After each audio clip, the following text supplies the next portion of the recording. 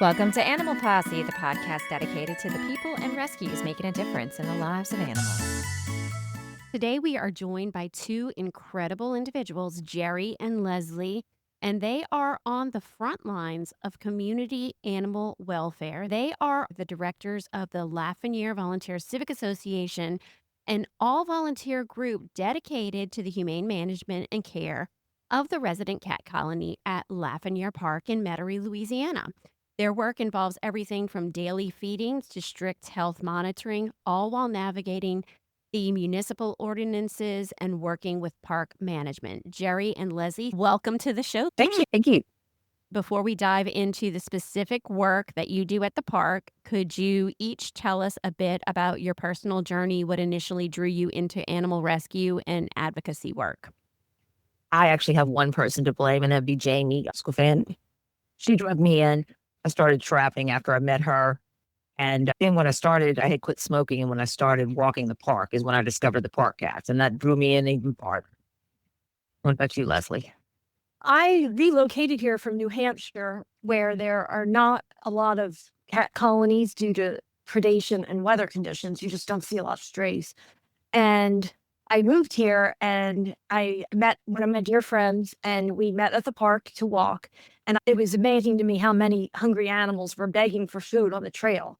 And there would be piles of food in duck feces, and they were not eating with dignity, and they were starving. They just looked awful, and I couldn't enjoy myself. There were cat stations and there were benches dedicated to the park cat people.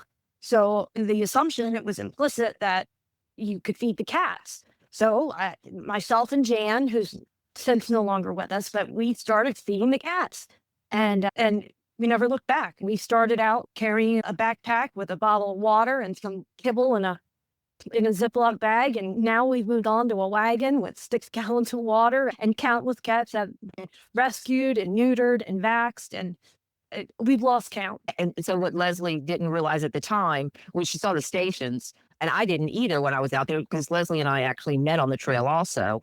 I was feeding cats, she was feeding cats. And we just met in passing. The cats were being definitely overfed. But there was actually a few years prior to that, some runners had been complaining that there was food and such on the trail. And that's when the feeding stations went up. It was a combined effort between Posse and the management at the park at the time and the group of women that was feeding the cats. When we came in and started coming through the park and feeding, what had happened is management had changed in both places. Michelle Burdett had taken over at the shelter, and we had a new park manager, or park director now, Trip Rabelais. Neither one of them knew about the program, and that there was an ordinance that was actually issued by Jefferson Parish where you had to have a permit to feed the cats in the park, and they'd be fed at these designated stations. What had happened is these women had gotten older, they quit doing it, and no one knew about the program, so Trip took down all of the stations, and then this is where Leslie and I came in. It started basically a little war. Jefferson Parish Council had to get involved. There was some meetings with press involved. And Leslie and I ended up forming our own LLC, nonprofit.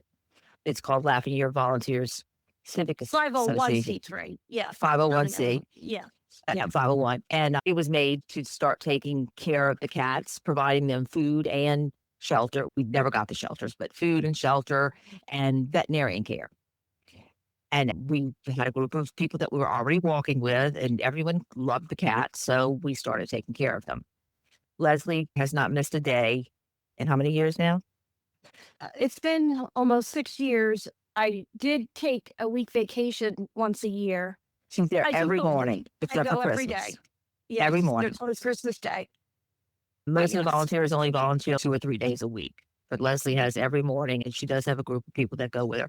Unfortunately, as the program has gone on, we ourselves have lost 2 volunteers, both to cancer. One as recently as last week.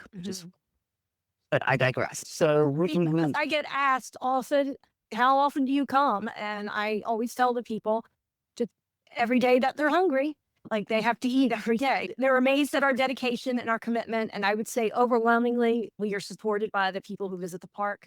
On occasion, we get an unfriendly comment, but those have really waned down now that we're hoping that we've informed the people and educated them on what we're doing. We're not just feeding cats. We're making sure the cats are nourished, but also supported and protected, and that includes their health care. So they're injured, we take them to the vet, we vet them, we make sure everyone's vaccinated, we give them flea control.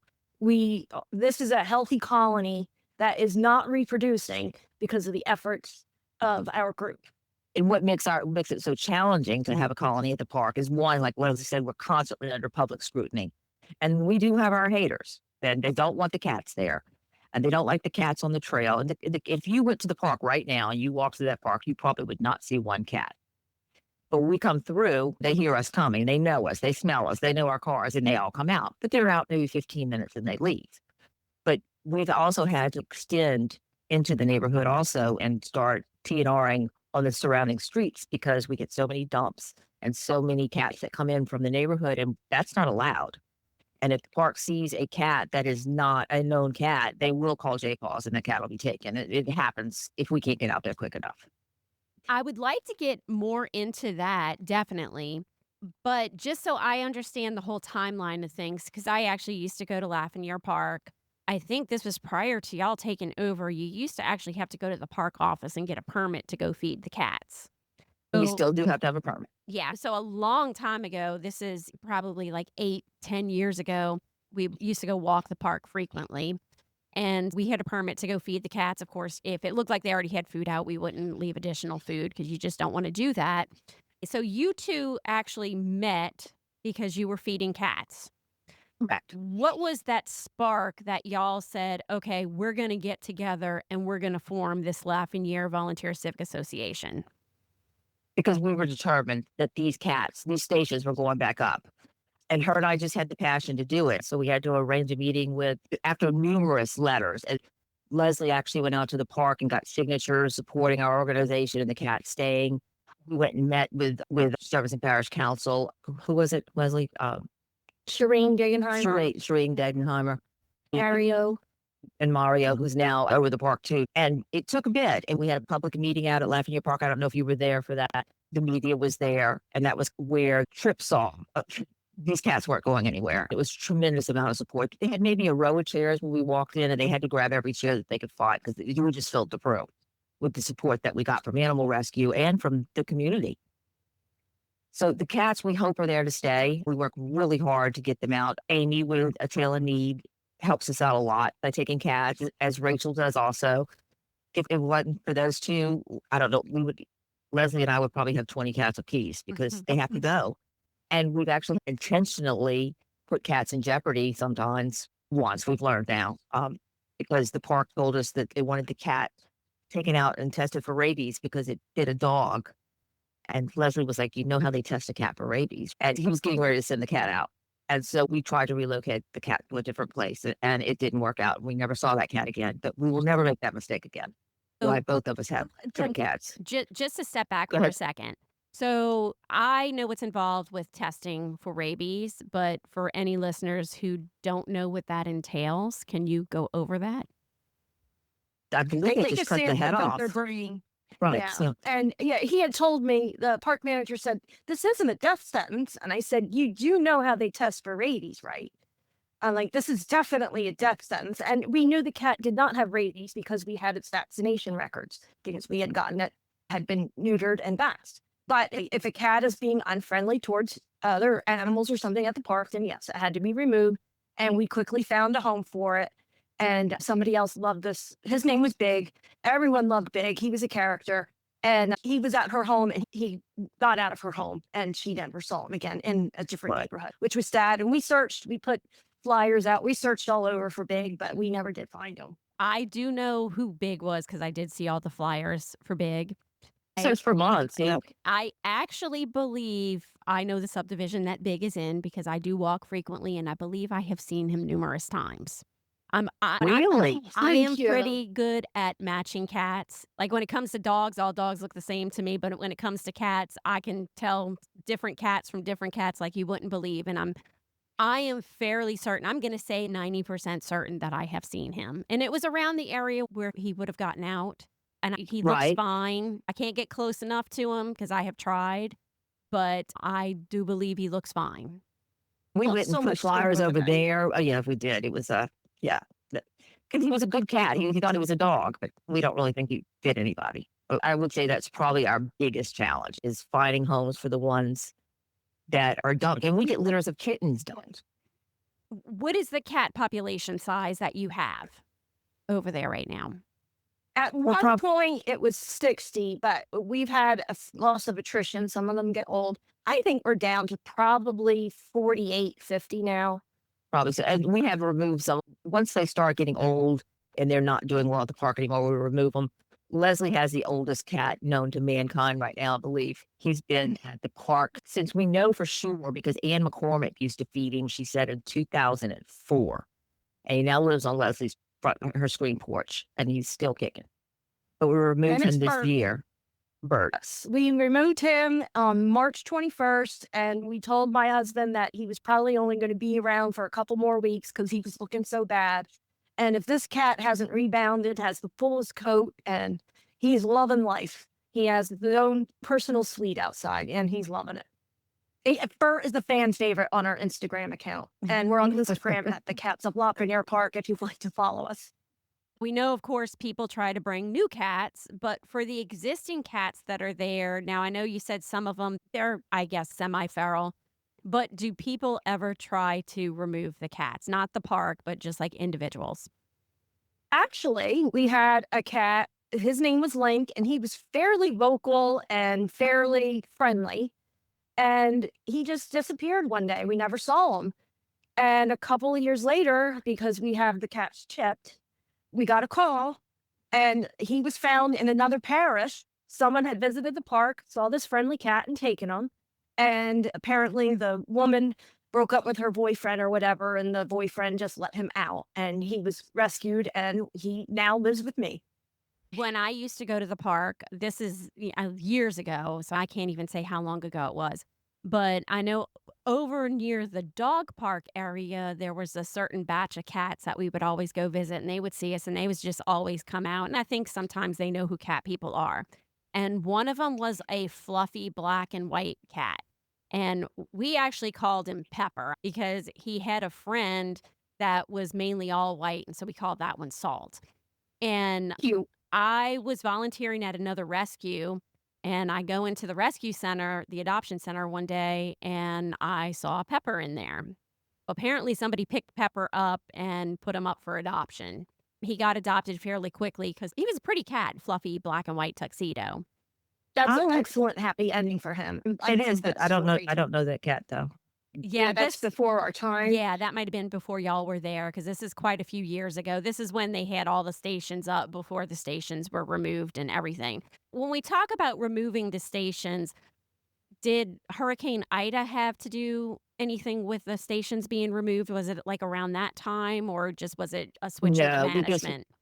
this was strictly because management did not want the cats in the park. They felt that the stations were like a beacon, and if you remove the stations, the cats would disappear, which obviously is not true. The cats, they live in the park. They came to the park. The stations made it manageable, where it was easy to feed them and give them fresh water. But the cats live in the park, and they're not going anywhere. So the stations, Jeri can take it from there. And also because he was blaming there was a rooster that was attacking everyone. He attacked me also.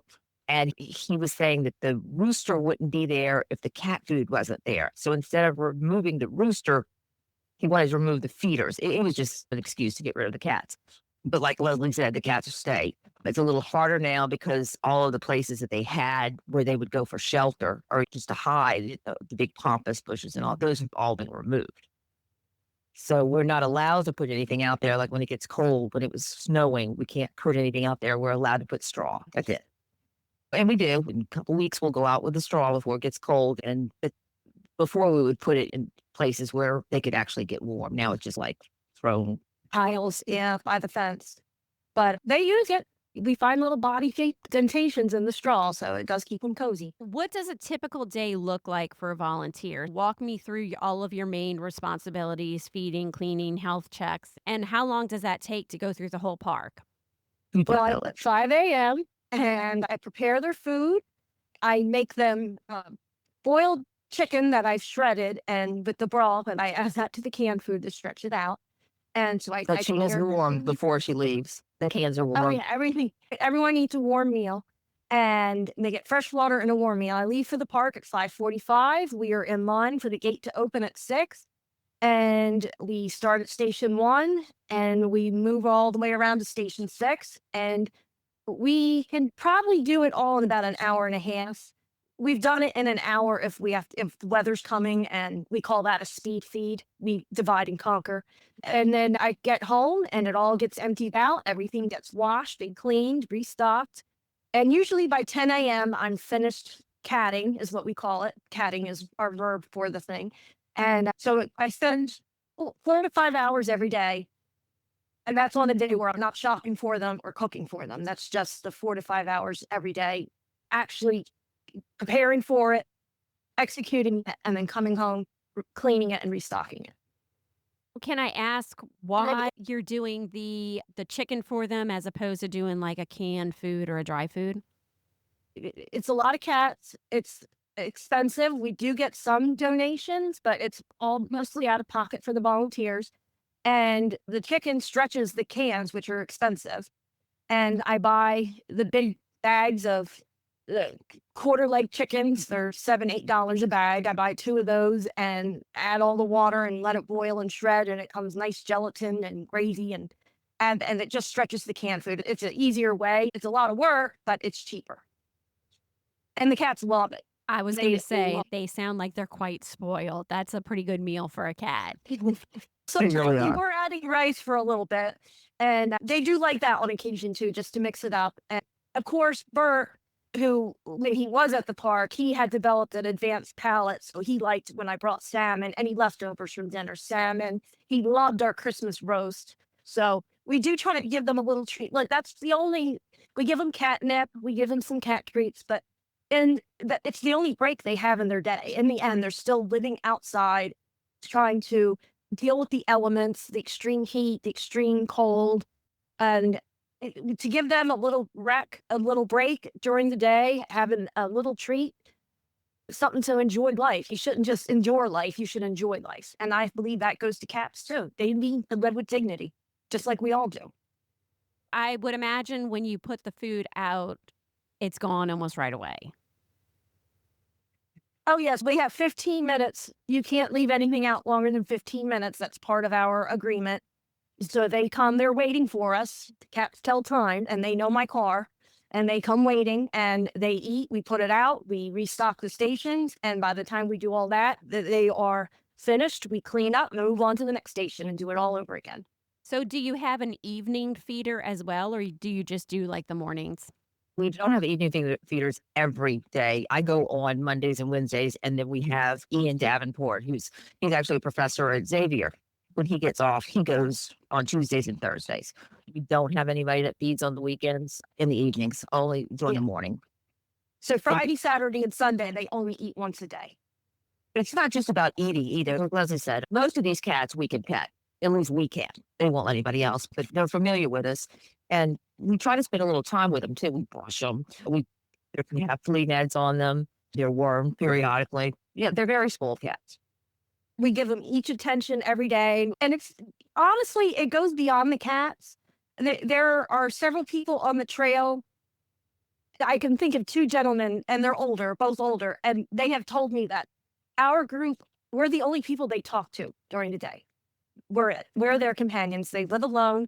They have no one else. And they come out to the park and they walk the trail every day. And we inquire about their health. I've even picked up one gentleman from his doctor a couple of times and driven him home. We've made relationships. It's beyond cats. The cats brought us there, but it really is a community. There's people there. I don't know their last names, but I'm as close to them as I am some of my own family members. I see them every day. We ask them about their health, about their pets. It is a really loving community, and it's a beautiful thing. And I encourage anyone who wants to spend time and doing something in their community, but it's something they're going to enjoy. It's fitness, it's fresh air, it's friends, it's new faces. We have a great time, and anyone wants to just try it out and come hang with us. And we're a fun group. We really do. There's 3 of us that go at night on Mondays and Wednesdays, a group of 3. And none of us knew each other. We all met at the park, and now we're all great friends. We try to periodically get the whole group together. I guess there's 12 of us total. Is there 12 of us now? No, I about would say 8 of about us. 8, yeah. And we try to get together every other month or so and have dinner together just so we can all relate what's going on at the park and also get to know each other better. And we do. We have a lot of fun out there. Nobody wants to get up at 6 o'clock in the morning and go out there when it's 20 degrees, but we do it. Mostly Leslie.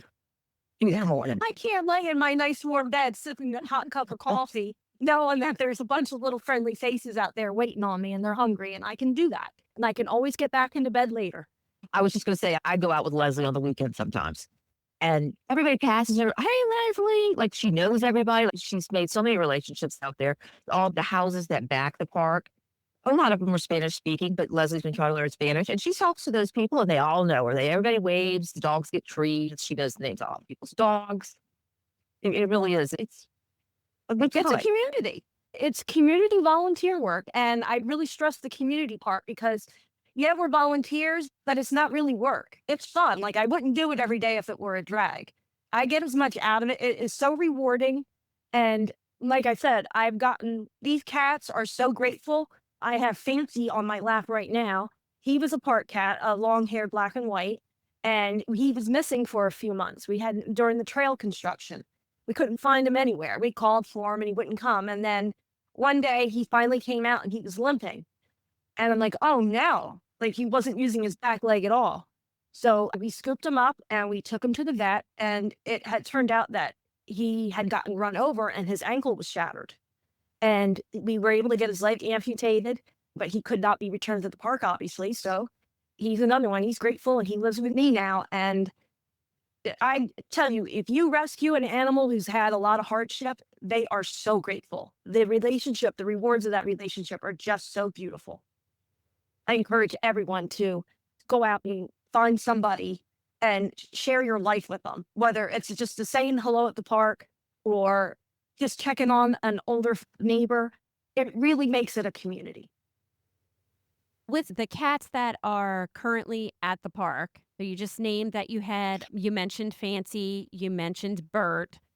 Do all the cats have names? Every single one. Why not all call them the same thing?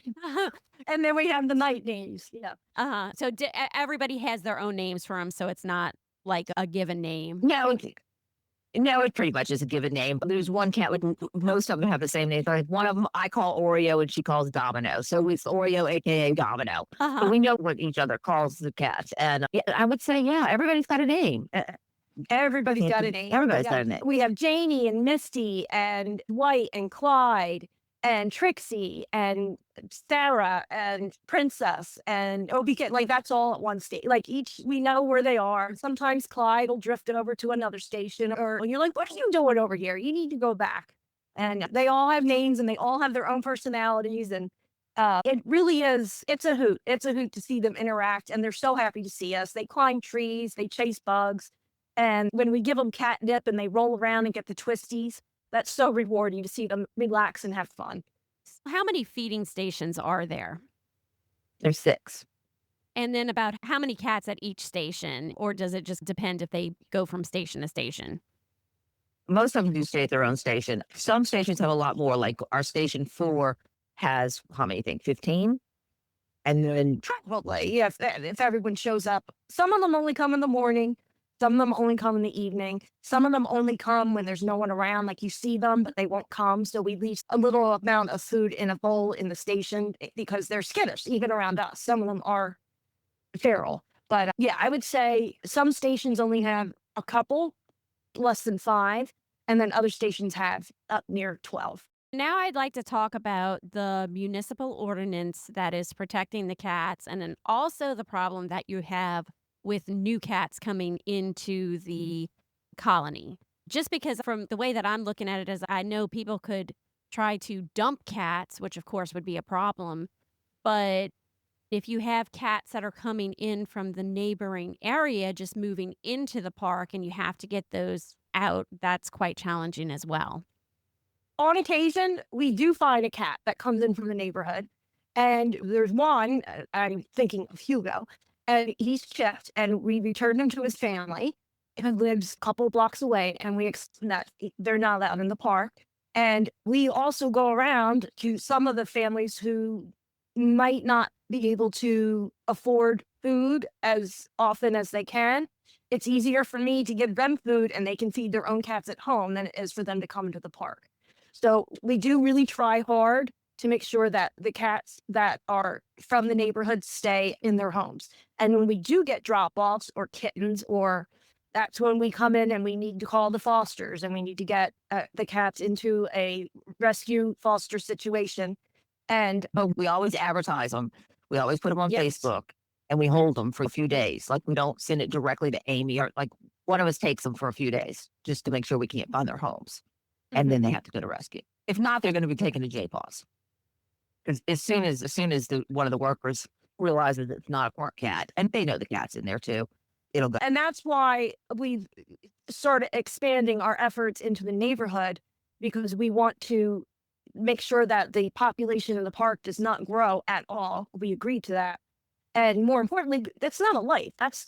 Yeah, if you're homeless, that's a great place to live if you're a cat, but you shouldn't be a homeless cat. Like, the goal here is to get ourselves out of a volunteer gig. We never will, but that's the goal, to make sure all these cats have homes where they're taken care of elsewhere. So we do take that seriously. New faces do not stay. They're not allowed. And it's not a life. No one here would say, oh, I want to be homeless and live in the park. Nobody wants to do that. And that applies to cats too. So we do our best by them. And we prevent any additions to the colony. And hopefully one day there'll be no cats out there. That's the goal. That is everyone's goal, is that there are no more stray cats at Lafreniere Park. But the ones that are there, they are protected as long as they're there. And we will take care of them. Can you tell me the specific ordinance or explain what the ordinance is that actually protects them? Sure, I don't have the number in front of me, but it's a Jefferson Parish ordinance which states that in order to feed the cats at Lafreniere Park, you have to be permitted. You can only feed in the permitted areas, which would be the feeding stations, designated areas, and that all the cats will be DNR'd, vaccinated. They're all supposed to be microchipped.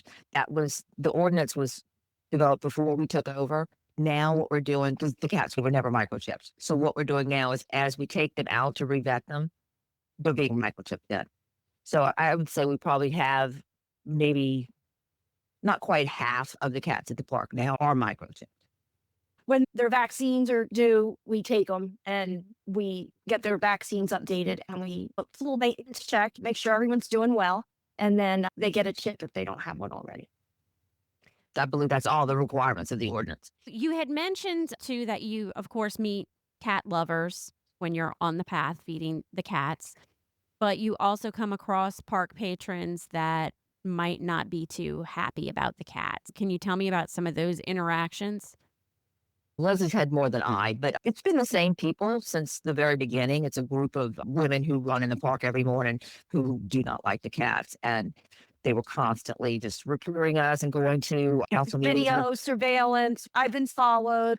They hide and try to take video, and then they email it. And then I'm like, oh, I gotcha. And I'm like, yeah, you got me. I'm like, everyone wave. Here she is again, trying to video us, like, wave at her. We're not doing anything wrong. And then they send the video. And I know that Arita Bohannon, who is our councilwoman, she has spoken with one or some of the people who've had a problem. And honestly, we haven't had any issues since I think she explained to her that what we are doing is allowed. And Arita is excellent at mediating and informing and educating. So we are very grateful for her efforts. That's great. And it was just simple things like, oh, you're feeding too far away from the station, when it would be, we can't feed all these cats in 15 minutes by putting them inside the station. In a 2x2 foot station, or it's, what is it, 18 by 18 inches? Right. We feed directly around. Yes, Like and on the ground, and blue plates. Yes, I'm the lady with the blue plates. Yep, and they all eat, and we pick them up, and I bring them home every day and wash them. We don't leave any trash behind. We don't leave anything behind at all. We put it down, the cats eat, and we pick it up, and then they go away. A hungry cat is a cat who is going to be begging on the trail. You don't want that. You want them fed, and then they go and tuck away, and they take a nap. That's what you want. What about other wildlife concerns? Because I know you mentioned that the cats were blamed for the rooster attacking people.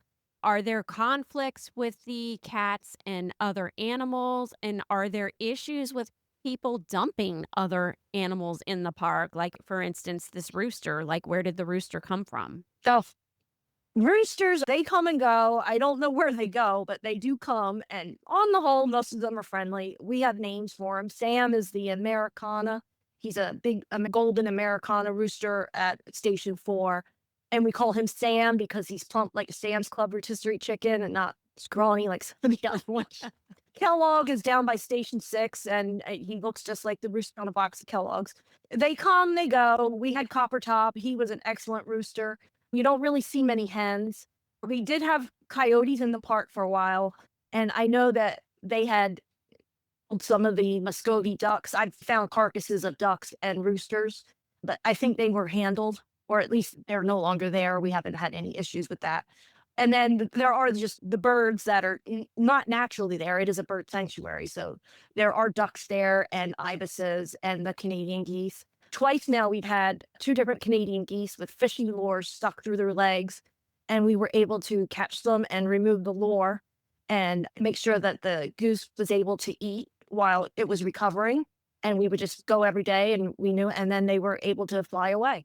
Like I've seen some truly awful things that we were able to intervene. If you were just a casual park person, you're like, oh, look at that poor goose. It's got a lure through its leg. And then you go on with your day and you don't do anything about it. But we're the group who says, you know what? That animal is suffering. We're going to do something about it. It's about other animals too. We're not feeding raccoons or opossums or anything but if I see a domesticated drop off, yeah, I give the rooster some corn. Yeah, I do. It's a domesticated drop off. That rooster does not deserve to be there any more than a drop off cat. But you can't rescue the birds. We've tried to. I've seen injured birds, and I've called the avian hospital, and they say because of avian flu, they'd have to be euthanized. So there's only so much I can do for a bird. Yeah, we have a big problem with rabbits too. The dumping of Well, rabbits. not anymore. The rabbits, hopefully, there were a ton of rabbits at the park. And again, domesticated drop-offs. These are not wild rabbits that were just found at the park. These were all someone's pet and probably for Easter. And then they grew up and they became too much work or too expensive or whatever reason you would have for abandoning an animal. That's one of my things that really ires me. And so we found a rabbit once and it had a broken leg that it was dragging behind it. And I reached out to JPAWS and I said, who do I report this to? And she said, me. And then she called the bunny specialist. There was a rabbit specialist. His name is James Johnson out of Mississippi. And he's a fabulous guy. He came out to the park and he rescued the rabbit. And he's, what are these rabbits doing out here? They're going to die from disease and predation. The eagle and the hawks were eating them. And the coyote got one too. And the coyote got Alice. Alice was a great rabbit. And so he taught me how to trap rabbits. And we went around and with the help of Hannah from JPAWS, and she came out with her family and we were able to trap all the rabbits in the park and they were up for adoption at Jefferson Feed and other rabbit rescues. And I think Bun again, I think there was a couple other rabbit rescues that helped us out. And so now there are currently no rabbits in Lafreniere Park. And I'm actually really proud of that. Yeah, I've had 3 of the rabbit people on the show before, and they have mentioned the park rabbits. And they also mentioned that it was usually the feeders that are at the park that are the ones that alerted them to the issue with the rabbits and assisted in getting that all taken care of. Right. Yes. And this is just one of those little quirky things. I don't like to really refer to the people who are working as the feeders. We're volunteers. It's much more than feeding. We're volunteers. So food is just but one part of what we do. So the feeders to me are the stations. That's where the feeders are. That's what we call the stations. But the actual people who are doing the work, we refer to us as either the catters or the cat crew or volunteers. Absolutely. Absolutely. Most people who volunteer with animal stuff do work outside of that as well. So it's like you have 2 jobs for the most part. And Right. a lot of my morning crew are in the retired portion of their life. And I find that most of us who have gotten into this animal rescue, it happens right about the same time your kid grows up and moves out of the My house. son tells you that. Yep. Yes. much like I knew this was going to happen to you. But it's anyone who has a little extra time in their day. And I find that the newly retired are very excited to have a reason to get out and out of the house. So if you find yourself in that situation and you want to start your day off with a great group of people, come on out to the park. I'd love to meet you. We're always looking for volunteers. I know all the organizations are, but I think ours is just a little bit different because you're getting your exercise in while you're doing it, and you're enjoying the company of some really good people from all different walks of life. Like I said, we have a professor from Xavier. We have housewives. I work for a law firm, and we all just interact with each other wonderfully. It's a great group of ladies and men. We have men love too. the cats. Yes, we have men too. And it's our love of animals and cats. We have a couple of volunteers who don't even have cats, never had a cat, but they love them. We say hello to all the dogs. I feature a dog most Fridays on our Instagram because the dog lovers are just as supportive. I talk to them every day. They love to see the cats. It really is a beautiful community. It's something that we created out of nothing out there. And I'm always amazed by the people who remember. I have my sister, she comes with me when she's in town. She lives with me. She's autistic and she has a learning disability. The people that talk to her, the exposure that she has gotten, and just the feeling that she is accomplishing things and contributing to her community, it's beautiful to see. Yeah, I was going to say that because it's really nice that you're able to go out, you get your exercise, you're in the park, you're talking to people, and you're helping animals all at the same time. It's a full, well-rounded activity. What is your long-term vision for the cat colony? Everybody The out. goal would be 0. Yeah, the population goal would be 0, but obviously that's not realistic anytime soon. We would like to have some shelters out there for the cats. Maybe that will come to fruition one day. It would be nice that when it's freezing outside, that we knew that there was someplace for them to go, even just get warm for a little while, or when the weather's really bad, or when there's hurricanes. That would be my goal. I'd love to see shelters there, and they don't even need to be where the food is because I would want to keep where they sleep away from where they eat. Ian Davenport, our afternoon helper, he had built all the stations, and at no cost, he donated all of it. And he had volunteered also to do sleeping stations. I forget, he had a term for them. And again, at no cost to the parish or the park or anyone. This is all donated. This is out of pocket, out of our own hearts, and at no cost. And like I said, we're removing injured cats, diseased cats. We're preventing any reproduction. What we have done is created this healthy colony that our goal is to be population 0 at some point. But management wouldn't allow us to put the shelters in. Maybe one day, hopefully. I was going to ask if there's a change in management. Do you think that would be something that might be feasible? If there was, maybe. I would love to work with anyone in management. We try to have a cooperative existence with current management. They let us in if the park is closed because of a hurricane or snow, and they still give us access to come in. And not the full group, but we're allowed in to refill the bowls and stuff. Once they secure the park, of course, and they always check it for safety first. Yes, fallen limbs, all that have to be removed, but they do let us in. So we do enjoy a good relationship with Ranger Peggy. We love her. She's always a joy to be around, and she's supportive of us. And some of the other rangers too, but she's just especially friendly. We don't talk to the other rangers as much. Before we end the call, can you tell people how they can find out about you? I know you mentioned that you had the Instagram page. Do you have a Facebook page? Do you have a website? Facebook is not as active, but the Instagram is checked every day, and we update every day on the Instagram. Or they can just call one of us. We're the cats at Lafreniere Park on Instagram, and our Gmail is lafrenierevolunteers@gmail.com. I'll include that in the description too, because I'm sure a lot of people can't spell Lafreniere. Yeah, that's a clue, but Where can they find us on Facebook? Facebook, we're at Lafreniere Volunteers Civic Association. All right. Thank you, ladies. Do you have any final message before we end? Yes, adopt, don't shut, rescue, don't abandon, keep your cats inside, neuter, spay, help protect the pet population, everything, all of that. If you're looking for fun, come to the park and help volunteer. Thank you for having us and Sure. speaking with us today. Yeah, it was a great conversation. It was great to learn all the insider information about the park cats. Thank you so much. Thank you. That's it for today's episode. I want to thank everybody for listening and supporting us. If you want to take that an extra step, consider becoming a member. We just added this to our website, animalposse.com. Scroll down, look for the support tab. Our membership program is going to help us directly support animals in need, whether that be through vaccinations, food, or spay-neuter efforts. Paws in the night, claws in the fight, whiskers twitch and tails take flight. They're calling in stories to spin from the wild to the heart within. Broken wings and hopeful springs, we're the voices for these things. Animal posse, hear the call. We stand together, big and small. Rescue tales, we've got it all.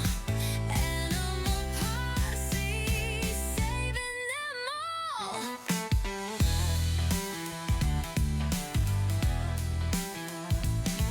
The vets got tips, the rescuers grit, the foster homes where love won't quit. From a pup in the rain to a bird in pain, every soul's worth the strain. Animal posse, hear the call. We stand together, big and small. Rescue tales, we've got it all. Animal posse, saving them all.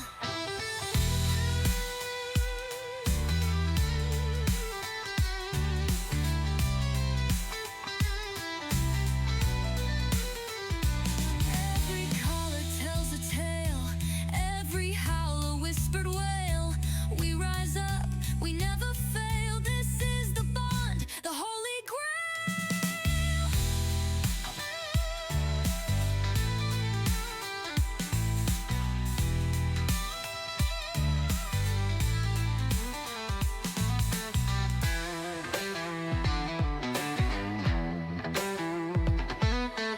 Animal posse, hear the call. We stand together, big and small.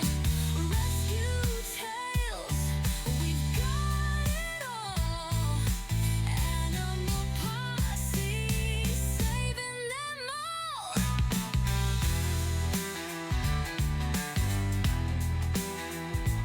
Every caller tells a tale, every howl a whispered wail. We rise up, we never fail. This is the bond, the holy grail.